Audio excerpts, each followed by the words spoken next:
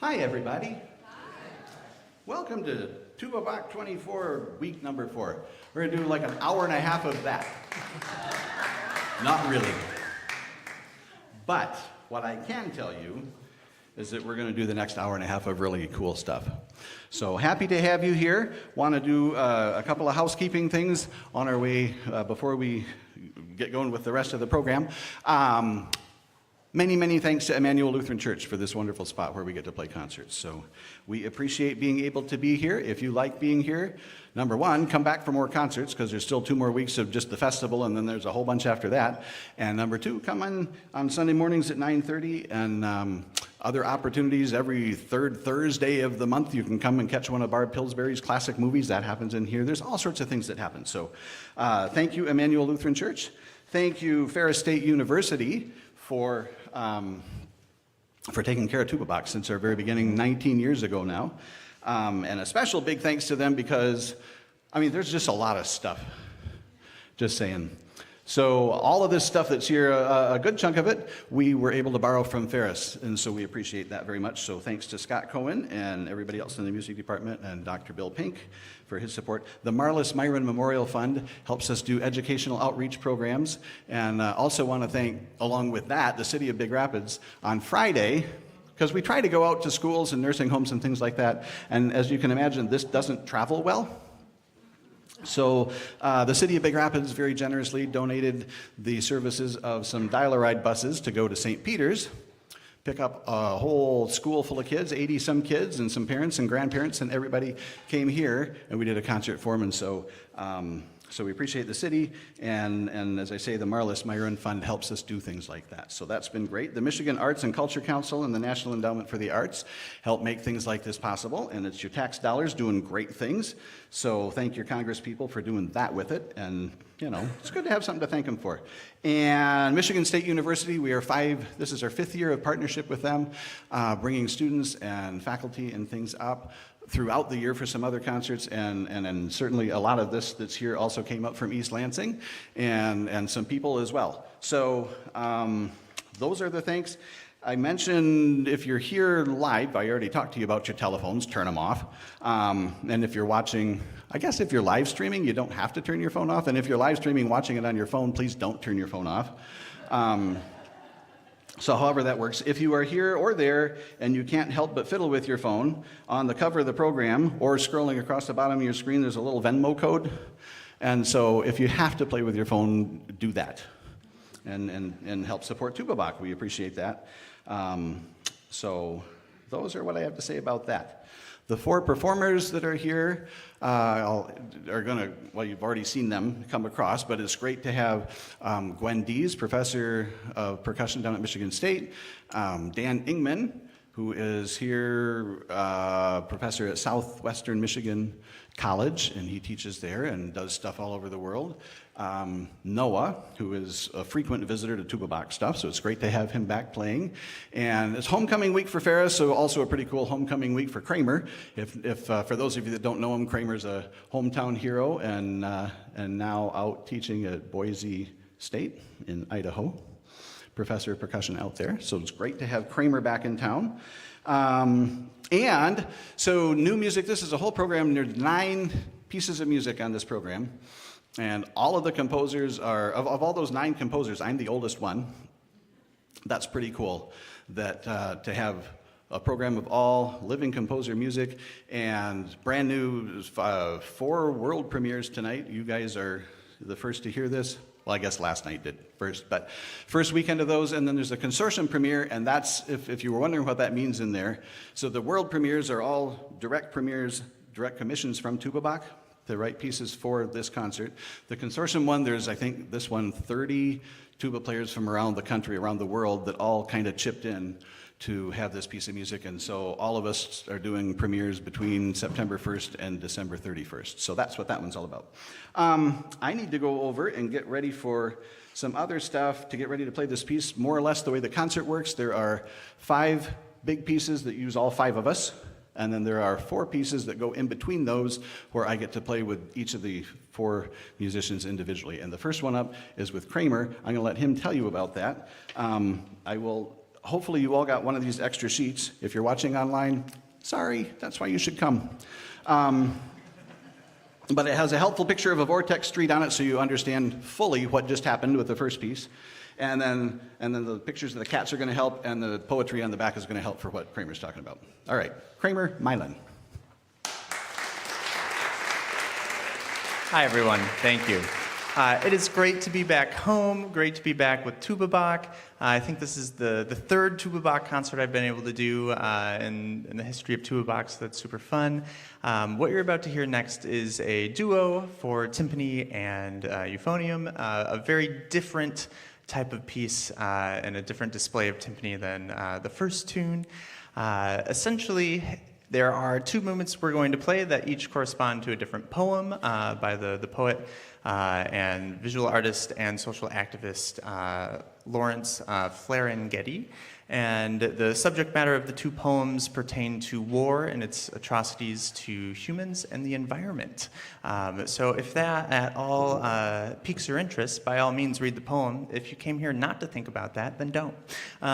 So without further ado, here is Robert Ronis's Dragon's Teeth.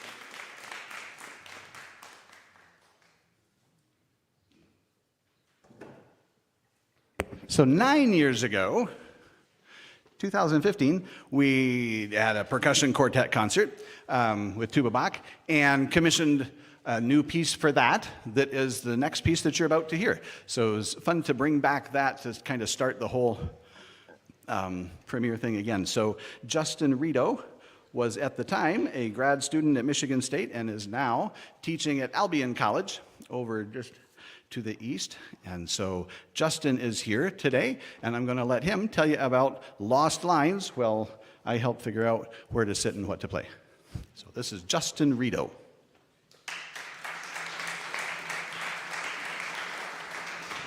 Hey everyone, it's good to be here and it's good to see you all. Thanks for coming out.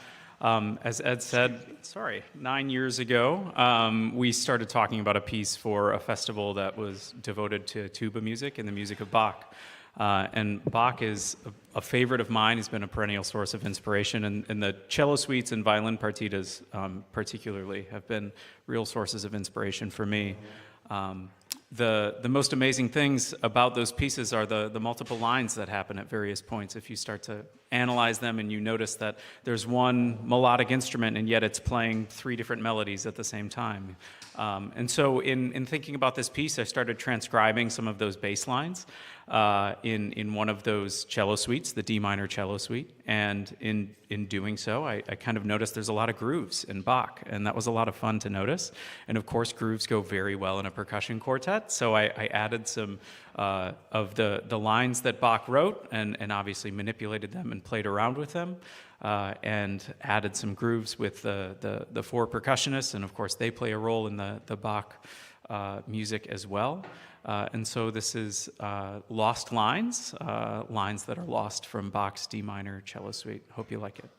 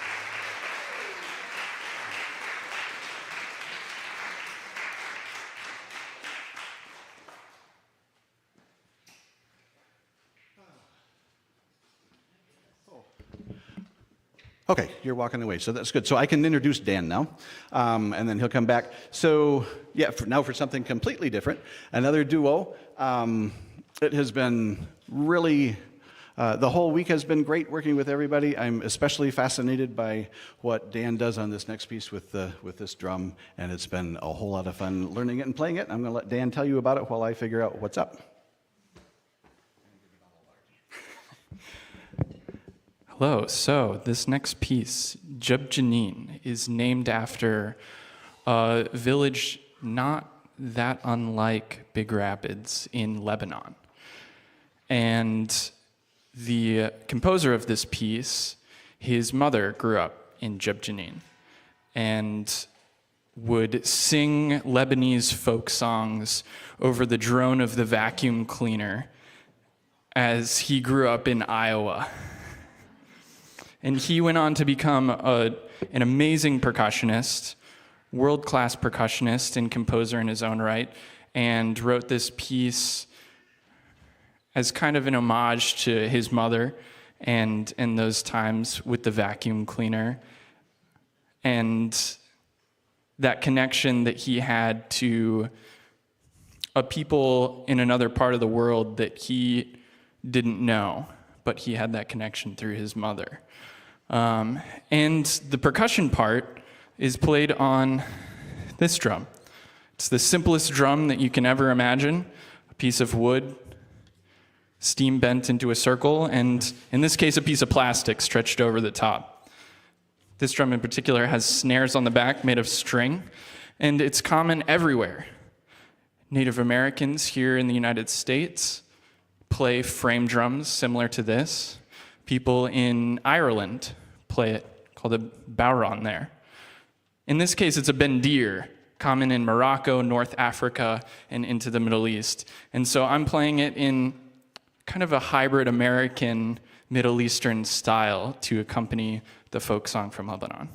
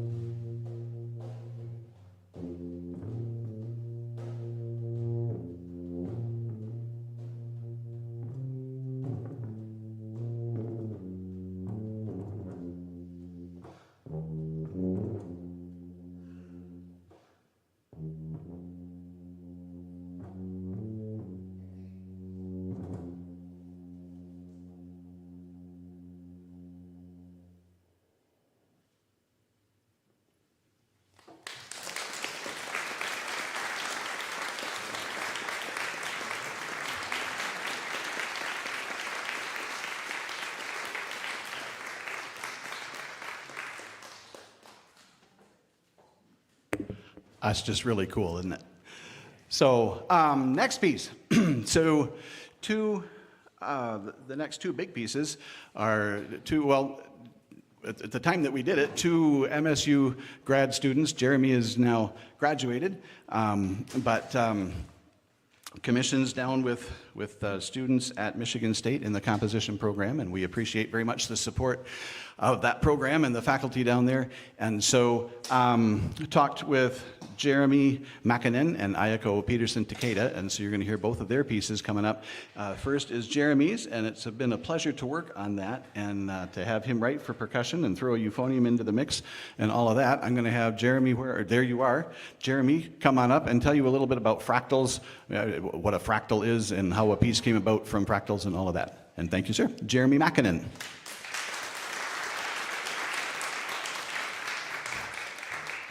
Hello. So I will start by saying a lot of my music tends to be inspired by a lot of extra musical sources. So a lot of ideas, texts, literature, art, abstract ideas from outside of music. And this piece is very much no exception to that. And so I found myself sitting there on my phone, as I do perhaps way too much, and I was getting caught by these just random images or videos of these fractal patterns and these zooming images where they had like these layers that were similar to each other but almost seemed like they were changing as well. And so I was very fascinated with how I might be able to evoke this in music.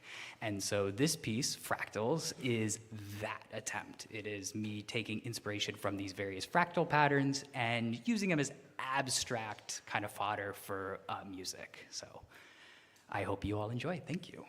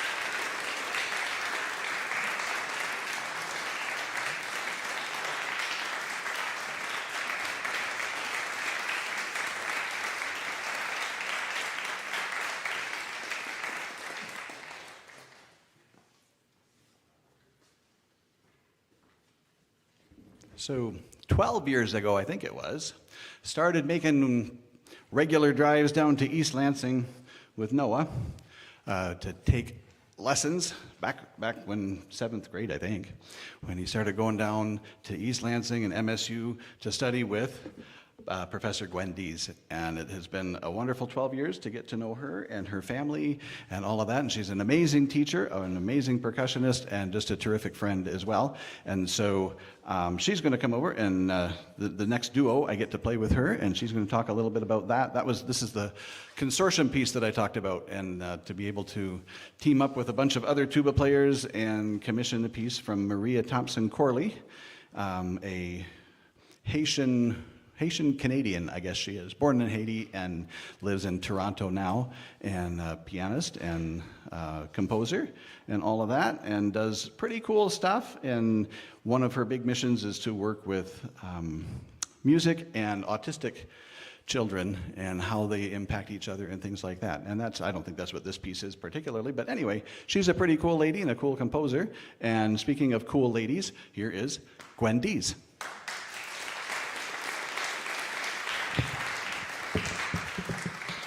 Hello. So this next piece you're going to hear is it's a really fun new piece.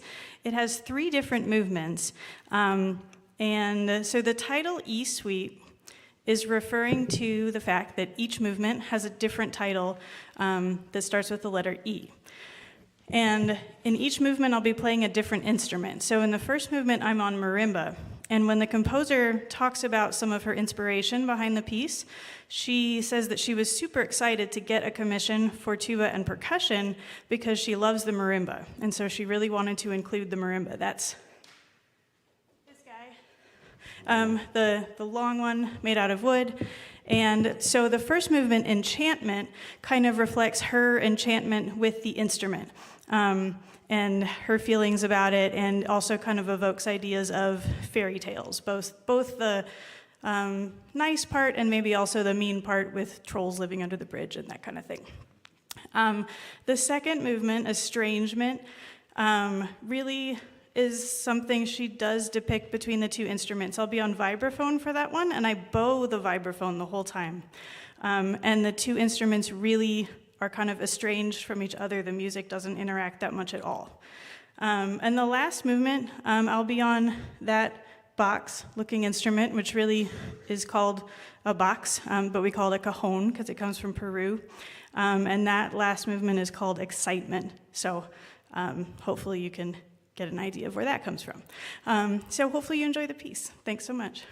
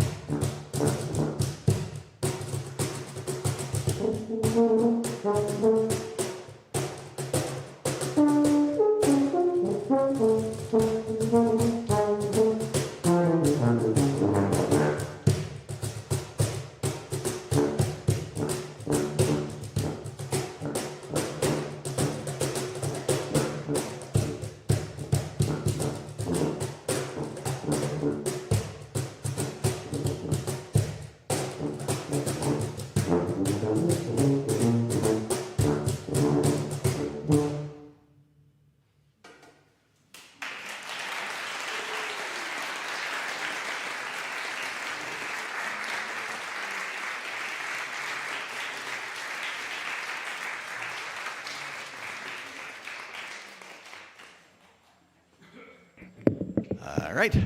And then the other piece that I told you about from MSU Student Land, Ayako Peterson Takeda is a master's student right now down at Michigan State, doing wonderful things, winning lots of awards and doing great stuff. And so, super pleased to be able to premiere her piece, Mikey's Moments in Time. And again, I'm going to go find my spot over there in my moment in time, and Ayako is going to come and tell you about her piece. So please welcome Ayako Peterson Takeda.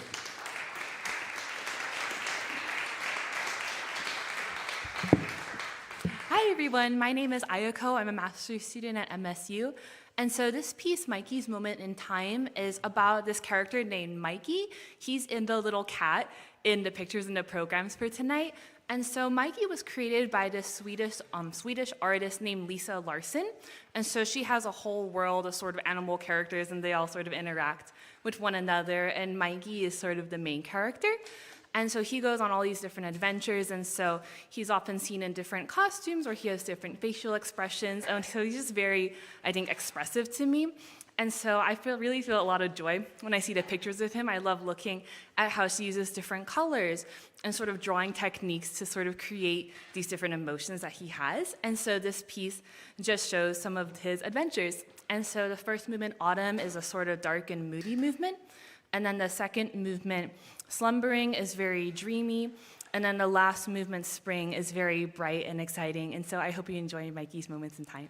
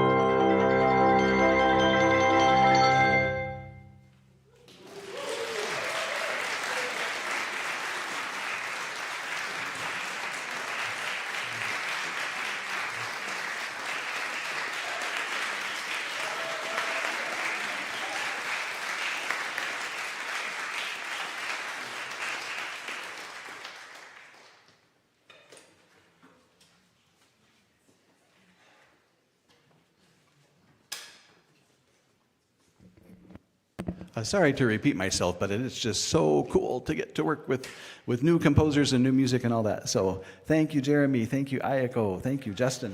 Thank you, Noah. So last duo I get to do with Noah. Always fun to get to play with my kid. One of my favorite things to do. So I am going to switch horns and get stuff around and get ready for Venezuela stuff. Here is Noah Mallett.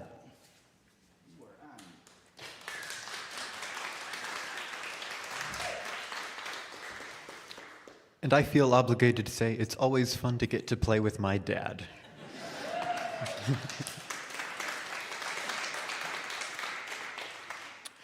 So over the many years of Tuba Bach, we have had a very close relationship with musicians from the country of Venezuela.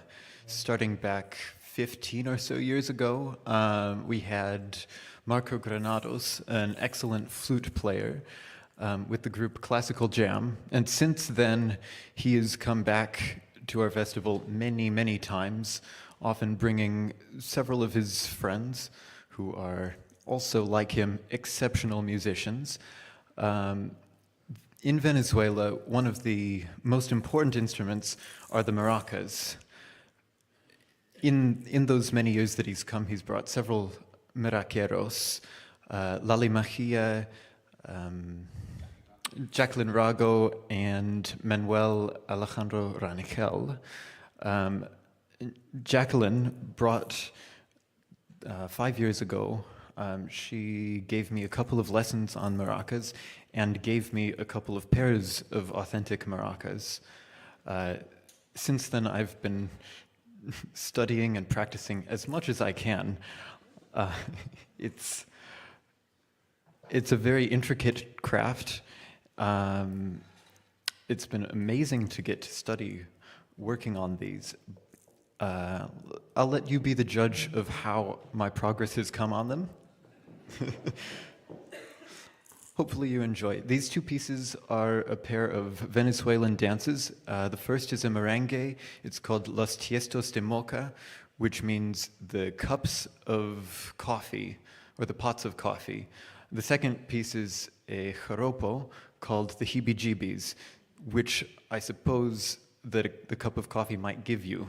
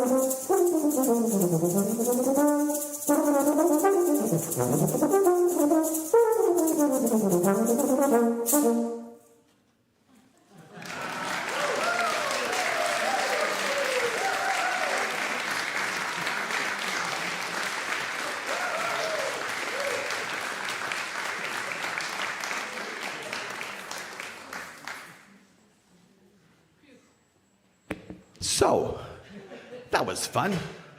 Got to get everything off the stage. So while they're doing that, I don't think I have a program in front of you, but you have a program so you can reference whatever I'm talking about. Thanks again to all of our sponsors. I mean, we mentioned the platinum ones, Ferris and MSU and the Marlis Myron Fund and Michigan Arts and Culture Council and the National Endowment for the Arts, and so we very much appreciate their support. There are lots of businesses and institutions and things like that throughout the program. Please, if you know those folks, thank them. If you don't know those folks, get to know them and thank them for supporting the arts in our community. And it means a lot to me that you thank them, and that means a lot to them that you notice that they support that, and then they keep supporting that, and that's a good thing. And so there's also a couple pages in there that I know many of you that are here are listed on, and I thank you very kindly for your donations and your support, and that's what keeps things running 19 years now of having just fantastic musicians and composers like this come to Big Rapids and do these concerts, and we're able to do them without charging admission and things like that, and that's a super important mission for Tuba Bach for me, so happy to be able to do that. Other announcements I'm trying to think of. Thank you. Jane and Adriana got you in the door. They do a wonderful job of that. Jeff over here and Jeff back there. Jeff and Paul. Many thanks to them for making the whole live stream thing happen the way that it's supposed to happen. And Steve is back at the radio station, so we thank them. Mom's Cookies. Important part of the whole Tuba Bach experience. Mom Cookies in Fellowship Hall afterwards. If you are watching on YouTube and Facebook, you can go to your refrigerator after this is done and get whatever you want. But if you were here, you could have had Mom's Cookies. So that's that part. What else do I need to say? Next, still 2 more weeks after this. Next weekend, an international quartet, Orbis Sonorum, going to be fabulous. Elena Kordieva, our artist in residence for the year, is back for her final concert. Elena is a violinist and singer and all sorts of things from Uzbekistan, so she will be here. Sandro Sidamanidze is a cellist from the Republic of Georgia, so he'll be here sharing his music. Jordan Anderson is a pianist from Minnesota, but with family roots in Cameroon and West Africa, so he's here representing that. And Angel Hernandez, one of Gwen's students, working on his master's down at Michigan State, is a fabulous Caribbean Latin American percussionist. So that'll be that quartet. And then the final weekend of Tuba Bach 2024 is with the Vintage Vocal Quartet from Boston, as well as some surprise extra appearances from some folks around here too. So that will be exciting. And then the fun doesn't stop because there's, our MSU concerts. Another one of Gwen's students is coming up late November, Sheni, the amazing 6-mallet marimba player. And so she'll be up. And then Christmas with Jose Luis Maldonado and Phoenix Miranda and Alvin Waddles. And then we're into next year in January and concerts and concerts and concerts and concerts. So we look forward to seeing you all back here for those. Many thanks to Justin Rito for coming and writing and being here, and an amazing piece. And Ayako Peterson Takeda and Jeremy Makinen, composers, thank you all very, very much. And Noah. And it has been just a hoot this week. It's been so much fun to get to hang with these people and play music and work on stuff. So Dan Ingman. And once again, a big thank you to Noah Mallett. Great to have back in town Kramer Milan. And a huge thanks to Professor Gwendolyn Dease. All right, last piece on the concert before you can have Mom's Cookies. What a rush. Some of you know, I don't know, whatever. Anyway, before I did this whole tuba thing, I was going to be a rock star. That was my plan. It didn't necessarily happen that way, but I still like this stuff.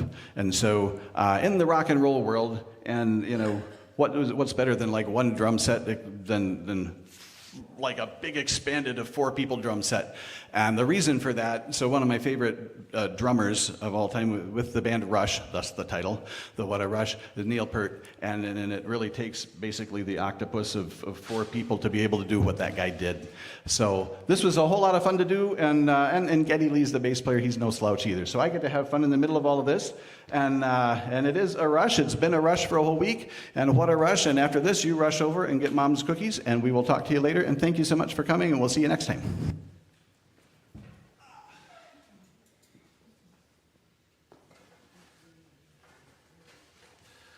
I'm ready, Kramer.